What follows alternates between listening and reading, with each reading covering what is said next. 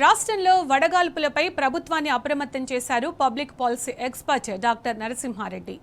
వడగాల్పులను అధికారికంగా heat wave డిజాస్టర్గా ప్రకటించాలని ప్రభుత్వానికి కీలక సూచన చేశారు.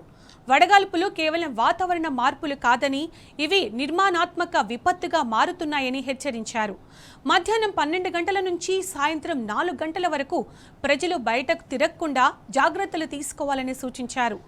ఎండ తీవ్రత దృష్ట్యా ప్రభుత్వ, ప్రైవేటు కార్యాలయాల పనివేళ్లలో మార్పులు చేయాలని డిమాండ్ చేశారు. ఫీల్డ్ స్టాఫ్కు ఓఆర్ఎస్ ప్యాకెట్లు, మజ్జిగ, కొబ్బరి నీరు వంటి హైడ్రేషన్ ఆహారాలు అందించాలని సూచించారు ఆయన.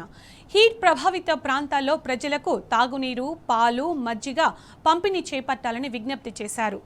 వడగాల్పుల సహాయక చర్యల కోసం వెంటనే 104 టోల్ ఫ్రీ హెల్ప్ డెస్క్ను యాక్టివ్ చేయాలని డిమాండ్ చేశారు. ప్రతి జిల్లాలో ఉచిత చలివేంద్రాలు ఏర్పాటు చేయాలని, గ్రామ పంచాయతీలు, వార్డు కమిటీలను హీట్ వేవ్ యాక్షన్ ప్లాన్లో కీలక యూనిట్లుగా గుర్తించాలని ప్రతిపాదించారు.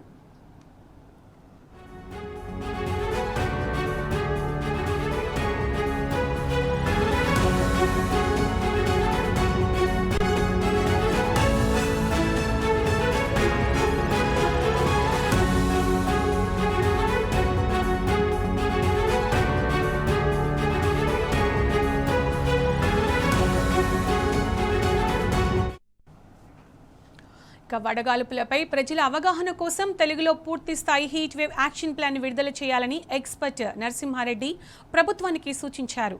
వడదెబ్బ మరణాలు, హీట్ సంబంధిత వ్యాధుల డేటా సేకరణకు మండల అధికారులకు ప్రత్యేక టెంప్లెట్లు ఇవ్వాలని సూచించారు. రాష్ట్ర వ్యాప్తంగా హరితహారం, అర్బన్ గ్రీన్ షేడ్స్ వంటి ప్రాజెక్టులను విస్తరించాలన్నారు. పెరుగుతున్న ఉష్ణోగ్రతల నేపథ్యంలో తక్షణ చర్యలు తీసుకోకపోతే ప్రజారోగ్యంపై తీవ్ర ప్రభావం ఉంటుందని హెచ్చరించారు. వృద్ధులు, చిన్నపిల్లలు, గర్భిణీలు, కూలీలు అత్యంత అప్రమత్తంగా ఉండాలని సూచించారు. హీట్ వేవ్ పై ప్రజల్లో అవగాహన పెంచేందుకు ప్రత్యేక ప్రచార కార్యక్రమాలు చేపట్టాలని చెప్పారు. పట్టణాల్లో షేడ్ జోన్లు, కూలింగ్ పాయింట్ల ఏర్పాటుకు విజ్ఞప్తి చేశారు. అత్యవసర వైద్య సేవలు హీట్ వేవ్ కాలంలో మరింత బలోపేతం చేయాలని డిమాండ్ చేశారు. వడగాల్పులను ఆరోగ్య, పర్యావరణ జీవన విధాన సంక్షోభంగా చూడాల్సిన అవసరం ఉందని పబ్లిక్ పాలసీ ఎక్స్పర్ట్ సూచించారు.